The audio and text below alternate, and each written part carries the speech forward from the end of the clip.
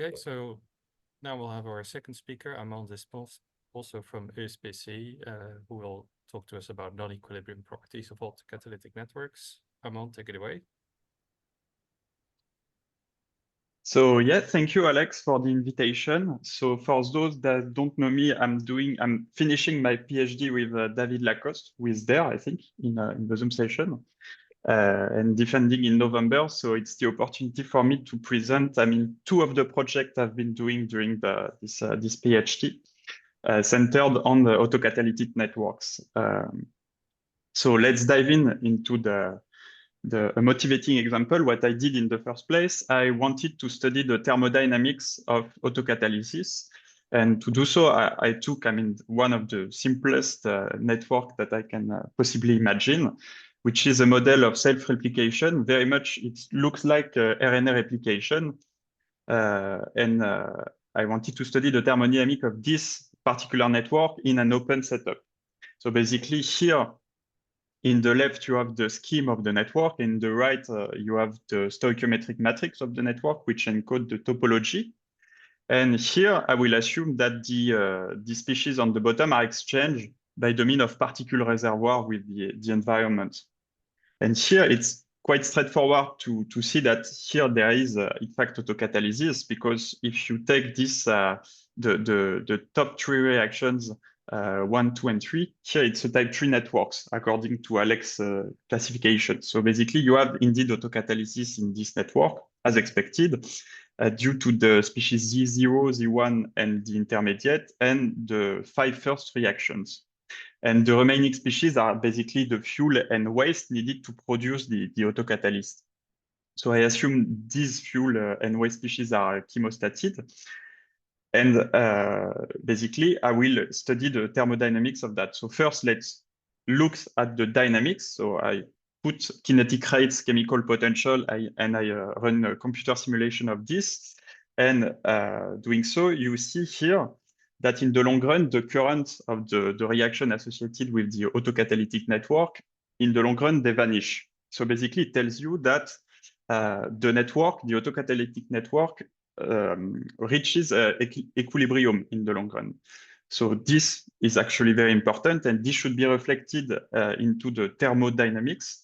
So then I took the thermodynamic function of open chemical network, which is well known now. It's called the semi-grand Gibbs free energy. And I plotted that as well. And you see here that there is a huge problem. In fact, at some point, the evolution of the thermodynamic function becomes positive. So basically, it tells you that the G here is not minimized in the dynamics, while you still reach equilibrium in the network. So basically, it tells you that the semi-grand free energy here is missing something in the autocatalytic network. It does not properly capture the behavior observed for the autocatalytic system. So there I was a bit surprised, but okay, let's now try to see why it do so. So let's take this following setup. So you consider a network, and as before, you split the species into the external species that will act as fuel and waste materials, and the autocatalytic species. And here I will assume on top of that a priori the external species can react by the mean of additional reactions that are not in the autocatalytic networks. And now, thanks to the work of Alex, we know that the autocatalytic nature of this subnetwork should be reflected in this topology. So there is now the stoichiometric condition for autocatalysis, which tells you that in the autocatalytic subnetwork, there should be no mass lack conservation law. And for example, I can take the network associated with glucose metabolism, or its simplified version of it, where you have the glucose on top and pyruvate on the bottom, and you have the glycolysis that degrades glucose into pyruvate, and the gluconeogenesis that reform glucose from the excess of pyruvate. And show now that I can find an autocatalytic subnetwork in this network. Basically, I can find a subset of species, Z here, in which I can obtain an overall reaction that produces a net excess of all the autocatalytic species. So basically, the autocatalytic species will be all the species in the right angle boxes, and the broken angle boxes are the external species. So it's great because it tells you that, okay, in glucose metabolism, there is autocatalysis somewhere, at least in the stoichiometric definition. But for the remaining of my talk, I will be focused on a more stronger condition for the sake of simplicity. I will rather assume that instead of having no mass-like conservation law, I will assume that there is no conservation laws at all in the network. When I search for example in the metabolism, this occurs really frequently. And actually, I didn't find any example where this condition is not satisfied, but only the most general condition is satisfied. For example, when you take the 5 autocatalytic cores of Alex, they all fulfill this stronger stoichiometric condition. But you can find the general case in the archive. Sorry, just a question. So, okay. So mass-like conservation laws means like that you have a positive, few species, the sum of few species is conserved, something like this. So what? Exactly. So you have only positive conditions on the species, basically, mass-like conservation. Exactly. Law. Yeah. Exactly. It's basically the mass-like conservation law are those that can be interpreted as a conservation of mass. So basically, it's the quantities conservation law that only positive, strictly positive, positive quantities in the vector. Yes, you're right. Yeah. By the way, don't hesitate to interrupt me if there is anything that is not clear. So okay. So now we'll focus on the autocatalytic network, not on the full network, and study the cycles of this network. So basically the cycles of this network will be in the right null space of its stoichiometric matrix. And what you can do is take a linear basis of these cycles and stack it as the column of a matrix C here. And basically from the stronger stoichiometric condition that we assumed, we know from the rank nullity theorem that there should be this number of cycles in the autocatalytic network, which tells you that when you have a certain number of autocatalytic species, for each reaction in excess in the autocatalytic network, you will have 1 cycle. So for example, let's consider the autocatalytic network embedded in the glucose metabolism, which is represented there. You know that obviously there are 11 reactions and 8 species, so you predict 3 cycles for these networks. And obviously here, the cycles are pretty straightforward to spot. They are represented there, and you can stack them into this matrix C. And there, what you can do, you know by construction that the matrix C has its rank, which is equal to its number of columns, because the vector C1, C2, and C3 here, for example, are linearly independent. So basically, it tells you that you can find a subset of reaction such that when you remove the reaction in this subset, you will remove the cycles. So basically here, yes? Excuse me, you asked for interruptions. Directed or undirected cycles? What do you mean by? I follow the arrows, or I can also go against the arrows. I mean, this I think will depend on the constraint on the reaction, because here I haven't told anything about if the reaction are reversible or not. But in principle, the cycle should be compatible with irreversibilities in the network. Right? Directed cycles. So you have positive kernel, or what do you mean by positive kernel? Positive components of C, of little c. Yes, in this case, yes, because if you take, for example, C1, you will perform the reaction once, and the reaction once. Right. Okay. Thank you. Yes, therefore directed cycles. Thank you. I'm with you. Thank you. Yeah, a priori, yes, but if you assume that all the reactions are reversible, which is not the case for glucose, of course, you can do the direction does not matter, because if the reactions are reversible, you can flip the sign. So where I was, so basically, when you take these 3 cycles, you see that if you remove the reaction 11, you will remove the cycle C1. If you remove the reaction 10, you will remove the cycle C2, and the same for the reaction 9, you will remove the cycle C3. So basically, there is a one-to-one association between the 3 cycles and these 3 reactions. And the remaining reaction they are represented in red. They form a subset of reaction that will be very important in the next slides. because there is this important property that you can find some kind of inverse of the stoichiometric matrix. Here, you should be careful because S is rectangular, so it's not a regular inverse, but you can find a unique inverse that fulfills this property, so it's proportional to the identity matrix. But also, you assume that the restriction of this inverse on the reaction associated with the cycle is identically zero. So basically, if you interpret what's going on, the column of the matrix in J here, there are reaction pathways that vanish when you consider the reaction associated with the cycle. So you never perform this reaction, but this reaction pathway tends to produce a net excess of each of the autocatalytic species. So for example, for the glucose metabolism, you have this matrix, which is represented here. You see that for the orange reaction that are associated with the cycle, it's 0. And for the red reaction, it's not 0. When you consider the column associated to the pyruvate species, it tells you, it defines an overall reaction that produces a net excess of only pyruvate. Okay, so now we just defined modes in the network that produce the autocatalytic species. So this is really important because it's what autocatalysis is meant to do, to produce chemical species. But now let's consider also the external species in our analysis. So basically, when we consider external species, all of what we talked about will a priori consume the external species because the cycles of the subnetwork of the autocatalytic subnetwork has no reason to be also cycles of the full network. Because when you take the condition to be cycles of the full network, you have these two equations, and these two equations tells you that basically the cycles of the full network belong to the kernel of S, but they are not identical to S, which is, expected. And it tells you basically that there are cycles in the subnetwork that are not cycles for the external species. And these cycles are called the emergent cycles. They will appear once you will control the external species.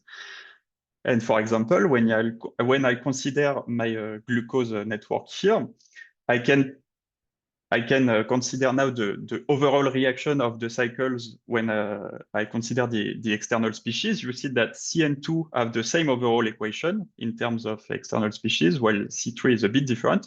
So basically, it tells you that if you take a linear combination of these two cycles, you will form a cycle of the full network. And you can actually show that in the full network, there is only one cycle, one independent cycle. And what it tells you is that in the subnetwork, there are two independent emergent cycles and one cycle that is shared between the full network and the autocatalytic network. So basically, these two matrices, C and J here, will be very important because you can show that they form a linear basis of the chemical fluxes.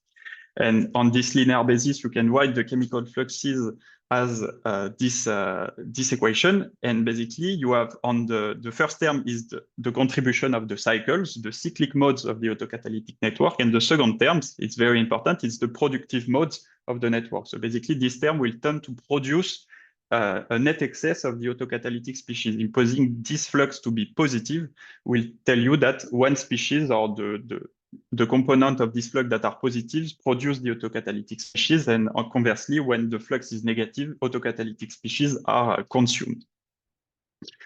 And here you see that to derive this decomposition, I didn't need to say anything about the dynamics. No mass action law, no elementary reaction, not even reversibility. It's very broad, and it supposes it should hold in the broadest condition possible. It's purely imposed by the topology and the topology of autocatalytic networks. And basically what we did here, we make a parallel between the specific topology of autocatalytic network and the fact that they can produce the chemical species or a subset of chemical species. So, okay, quick yes. question, Omar. So G is S inverse, right? So this is, am I right in saying that this is only true if you have exactly one autocatalytic core or something, or is this general you can have? Yeah. Alors, it's not a proper inverse because S is rectangular.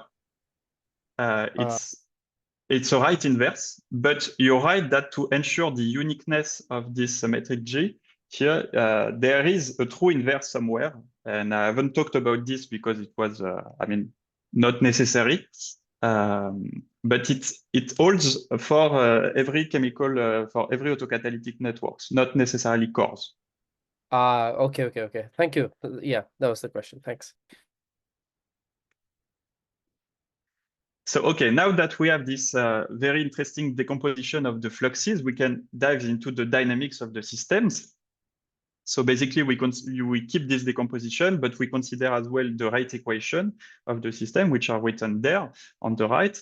And basically, when you plug the decomposition of the fluxes, you can obtain a simplification of the rate equation. And at first, for example, when you consider the total flux on autocatalytic species, basically, it simplifies drastically. You have only the flux that tells you about the production of the species plus possible external flux that couples the autocatalytic species with the environment. But it's more interesting when you consider the external species. When you plug this decomposition into the external species, you can show that there are, the two most important terms are these two terms here. The first term is the uptake of external species that fuel for the cycles of the network. So obviously, the contribution of the true cycles will tend to vanish there, and only the emergent cycle will remain because this cycle consume the external species. And here you have the second term that is the uptake of external species that fuels the production of autocatalysts. And what is very important is that here you see that you can write this influx as a perfect time derivative of something. And this something is actually the uptake external species that you need to produce an excess of autocatalysts. And basically, you see that this uptake is proportional to the autocatalytic species, to the excess of autocatalytic species. So in analogy with Newtonian mechanics, you see that this influx, the influx along the productive modes, will not depend on the path you actually take in the autocatalytic networks. So this is very reminiscent of conservative forces in Newtonian mechanics, and this will be actually very important for the following. And for this reason, I will label this particular influx of external species as a conservative influx.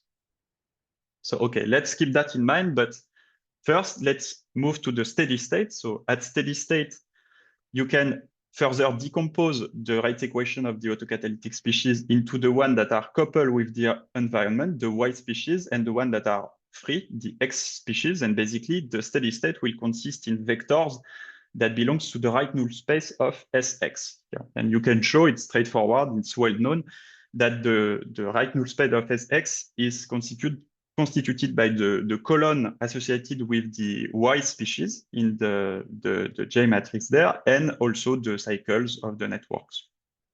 And then your decomposition of the steady flux reduces to this.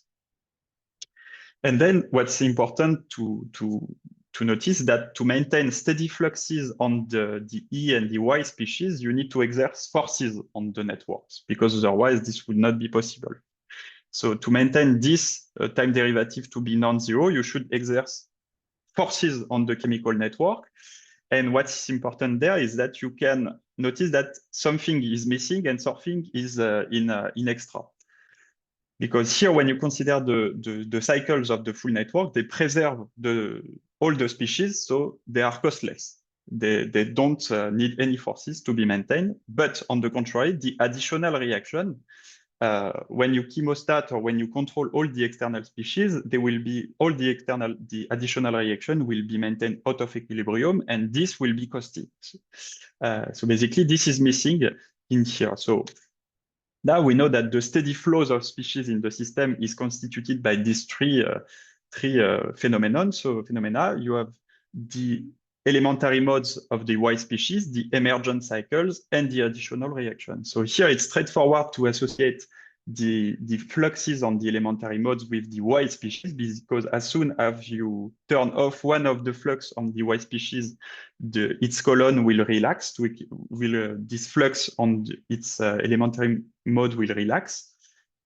So it tells you that the remaining phenomena, the emergent cycle and the additional reaction, should be maintained by some of the external species. But can we be a little bit more precise on which external species exactly? The answer is yes. And to do so, we need to analyze the conservation laws.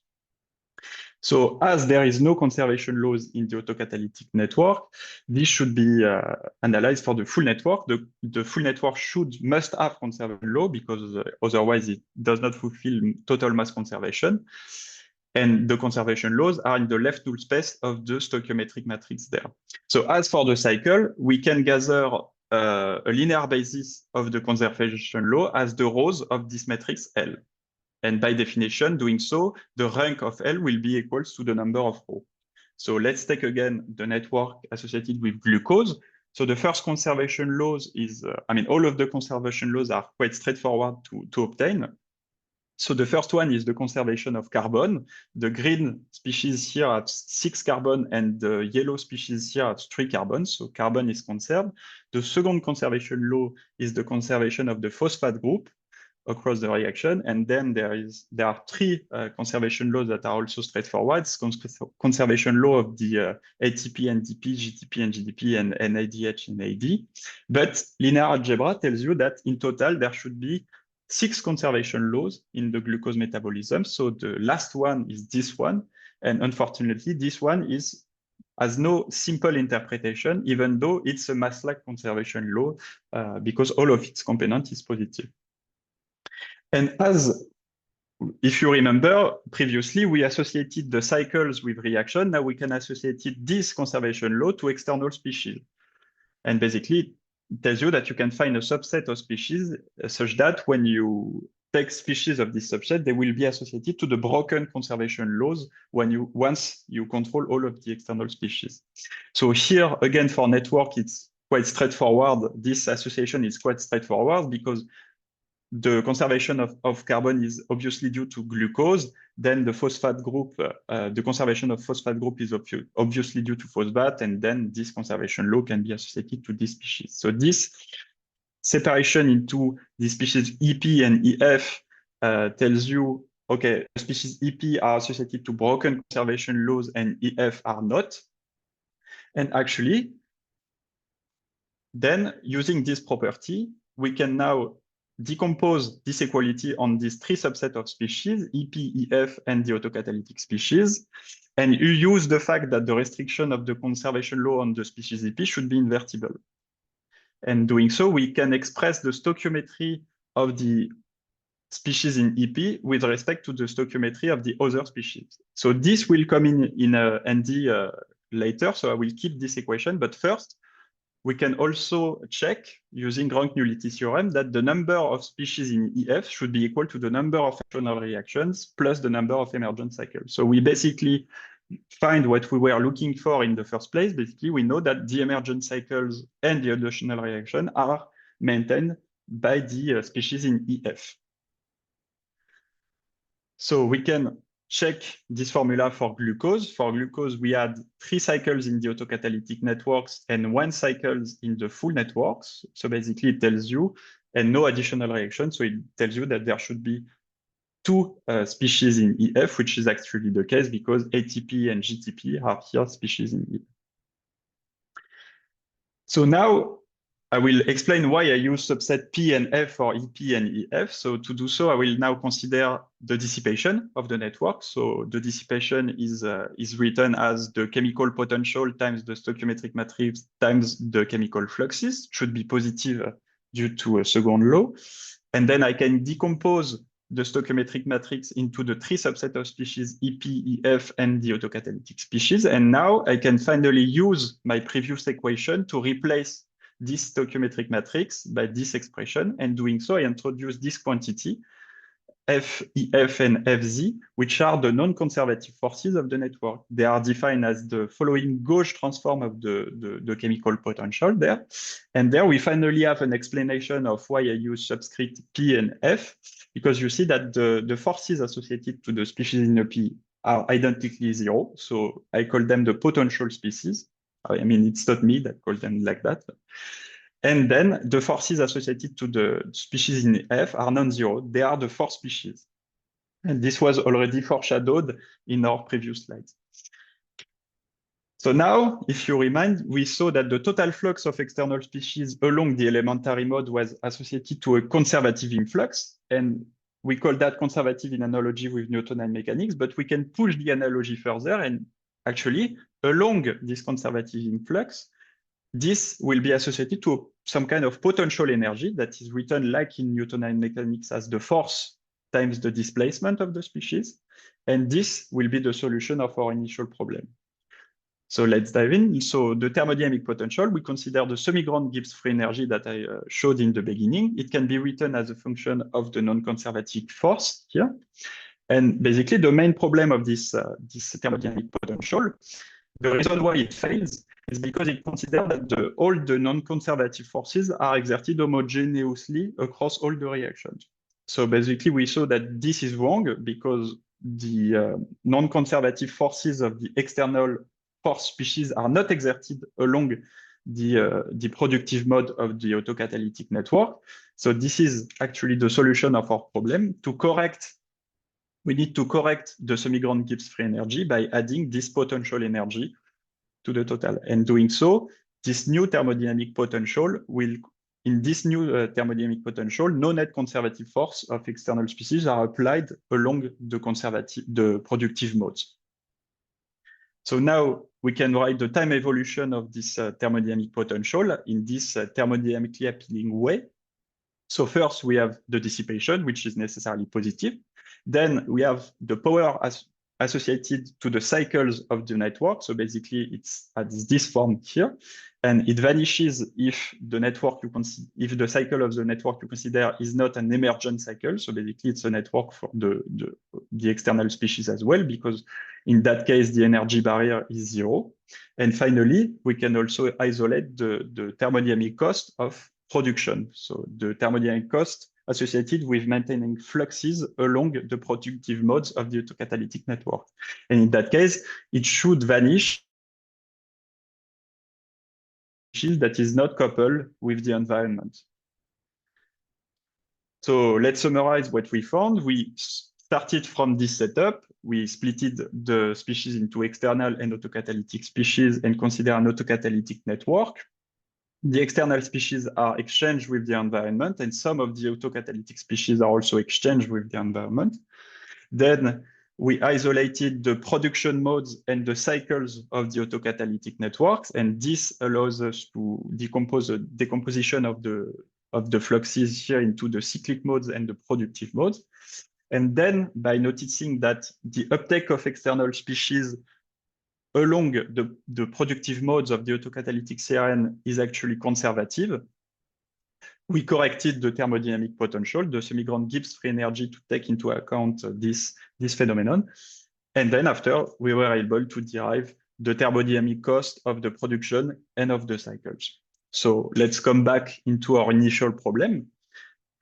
So this was the stoichiometric matrix of our initial networks. In this matrix, you see that you have 3 autocatalytic species and 5 reactions. So there should be 2 cycles in the network. It's actually the case, but you can demonstrate that these cycles are actually not emergent cycles. They also preserve the external species. So basically, it tells you that the thermodynamic cost of maintaining fluxes along this cycle will be always 0. And additionally, you see here that I don't exchange autocatalytic species with the environment. So it tells you that the thermodynamic cost of production will be also 0. So finally, the decomposition of our thermodynamic potential will be governed by the entropy production rate, or minus the entropy production rate, which is necessarily positive. So it tells you that this new thermodynamic potential will be minimized by the dynamics, and you can check that the minimum of this function is actually the equilibrium state. So we solved our initial problem. So now let's move in the few time that I have left to a second project. So it starts with the same setup, but in addition, there I will assume that the autocatalytic network is square. So basically it tells you that the number of reaction R is equal to the number of autocatalytic species Z. And due to this condition, you know that S will be, in this case, a square invertible matrix. So it should have no cycles. And in that case, as I think it was you, Praful, you mentioned, in that case, the productive modes are basically the inverse of the stoichiometric matrix. And applying this to the decomposition of the steady fluxes, you obtain this decomposition. So as there is no cycles, there is only the productive modes that remain and the productive modes of the autocatalytic species that are exchanged. But now I will assume on top of that that I exchange only one autocatalytic species with the environment. So the white species is constituted by only one species, and then the X species are the autocatalytic species that remain. And doing so, the decomposition of the steady fluxes take this very simple form. And basically, it tells you that all of the steady fluxes are proportional together. So basically, the chemical currents are tightly coupled. So now let's do additional assumption. We'll assume that the steady state is actually monitored by a single parameter P, and we'll be interested in the optimum of the overall current. And due to the tight coupling of the current, the optimum of the overall current, the macroscopic current here, will be translated into the optimum of all the elementary current. And basically, taking the optimum of the current tells you that we are interested in the point at which the species you exchange with your environment is produced at the fastest rate. And finally, in this part, I will be, to progress further, I will assume that the reactions are reversible, so you can decompose the chemical fluxes into a forward and a backward contribution, and are given by mass action law. And by doing so, I can introduce the elastic coefficient of the steady current, the F plus and F minus, and I can show that these quantities are subjective to a linear equality that is structural constraint on the elastic coefficient. And additionally, if I take my tight coupling condition, I plug it into the second law, I end up with this thermodynamic constraint on the elastic coefficient. On the other hand, I can consider the thermodynamic cost of maintaining the steady state. So we saw previously that this was given by the W prod here. It's the thermodynamic barrier of the elementary modes of the white species times the external flux on the white species that couple the white species with the environment. And basically at steady state, this guy should be equal to minus the overall current along the emergent mode of the white species. And then doing so, we can isolate minus the energy barrier, which is known to be the chemical force along the elementary modes, which is also called the affinity of this reaction. And what is interesting is that you can write this affinity as a function of the elastic coefficient when you are at the optimum of the current. So basically, you have these three figs at the optimum of the current, the forces, the force, the affinity, the thermodynamic constraints, and the structural constraints. So a natural question now is to ask for the minimum of the force, and this minimum will be subjected to the following constraint, the structural constraint, which linearly relate the elastic coefficient together, and a thermodynamical constraint. And let's now look at an example. You consider this network, which is actually an Hitchell-Wood cycle. You have two types of species, the Z1 and Z2 in red, and the intermediate, Z star 1 and Z star 2.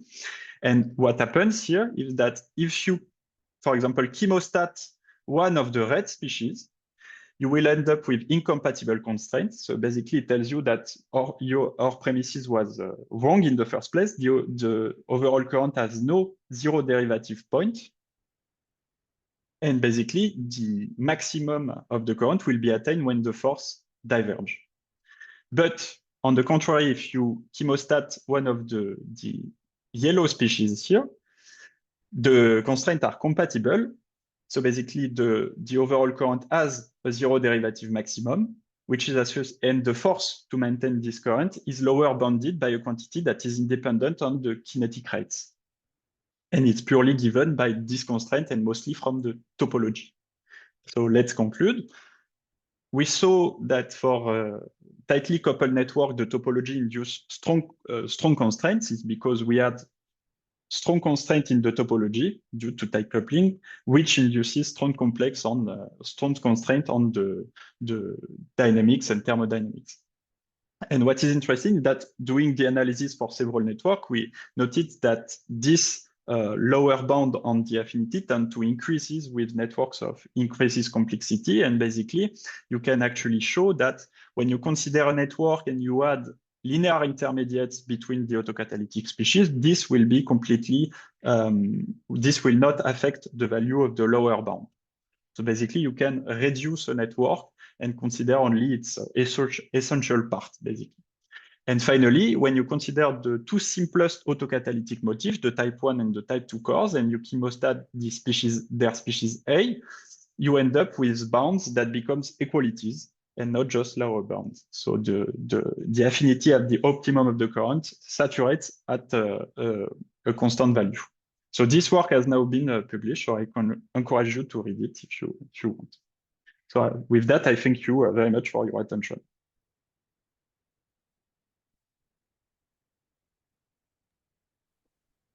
Thank you very much.